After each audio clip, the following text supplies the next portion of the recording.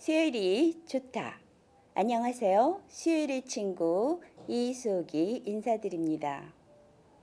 들녘에 누렇게 익어가는 벼이삭이 추석이 가까워졌음을 알려주며 가을은 이렇게 깊어가고 있나 봅니다. 더도 말고 덜도 말고 한가위만 같아라는 말처럼 오곡백과 풍성한 결실의 계절에 코로나도 멈추고 모든 일들이 잘 열매 맺기를 한가위 보름달에 간절히 기원드려 봅니다.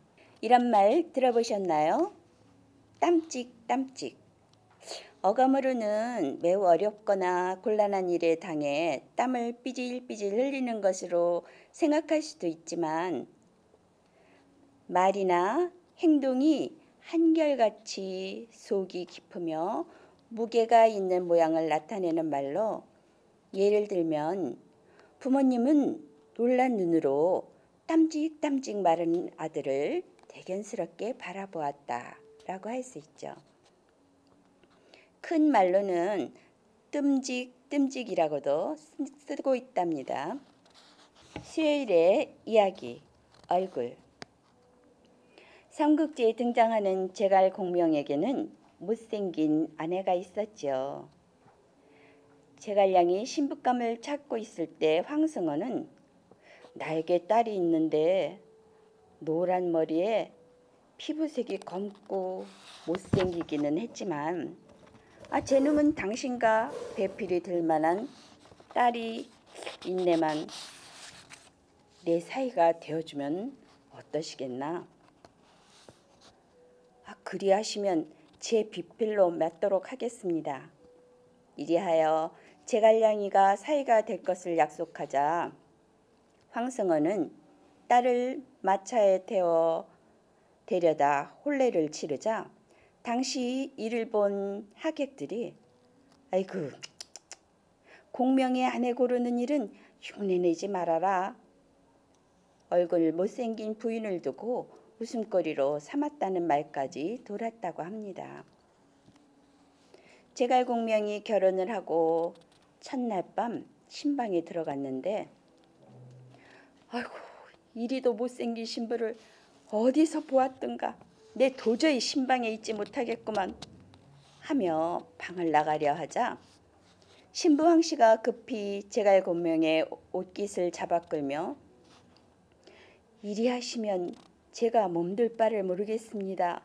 부디 하는데 그만 잡은 공명의 옷이 찢어지자 아이고 이런 낭패가 있나 제가 찢어진 곳을 잘 꿰매 드리겠습니다 하며 옷을 받아 바느질하는 황씨 부인을 보고 있자니 커다란 돗바늘로 솜씨도 없이 듬성듬성 꿰매는 것이 가관이라 공명은 그런 부인의 모습을 보고 더 미운 마음이 들어 바느질한 옷을 받자마자 신방을 나가버렸죠. 그런데 웬일인지 그 집을 벗어나려고 아무리 애를 써도 귀신이 쓰인 것처럼 집마당 안에서만 밤새 맴돌다 결국 새벽녘이 돼서 마당에 나온 장인을 보고 깜짝 놀라 다시 신방으로 들어갔는데 이게 웬일일까요?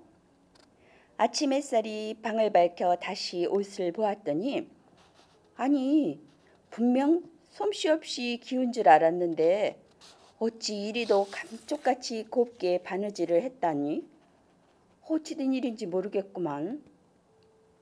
이후 제갈공명은 부인의 참모습을 알아보니 바느질 솜씨만 있는 것이 아니라 온갖 재능이 뛰어나며 모르는 것이 없고 겸손하고 배려하는 마음이 커서 주변의 존경을 받으며 남편인 제갈공명이 승상자리에 오르는데도 내조가 큰 몫을 하였다고 합니다.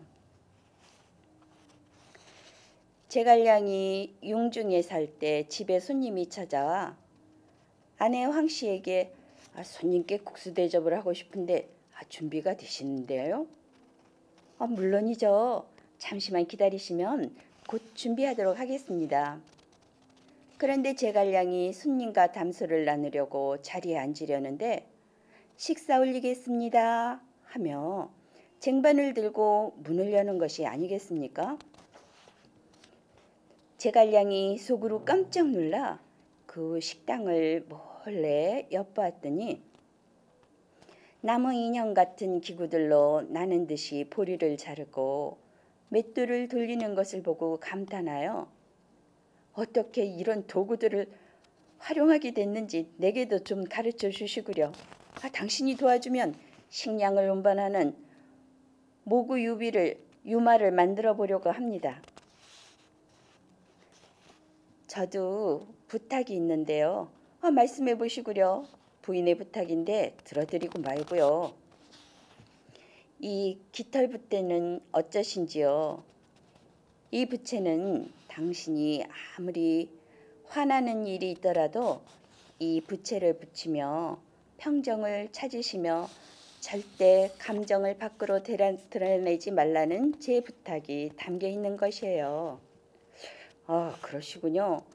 부인의 부탁이니 내 항상 지니고 다니며 잘 지키리다. 이해해 주셔서 고맙습니다. 당신이 친정아버님과 대화하는 모습을 보고 당신의 포부가 크고 기계가 드높은 인물이라고 짐작했어요.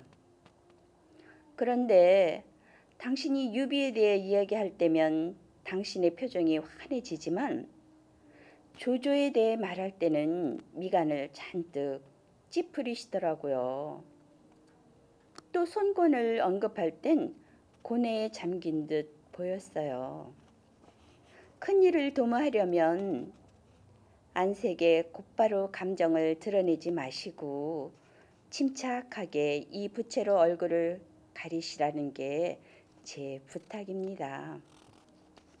네, 그리하리다. 부인을 생각하며 잘 지키리다.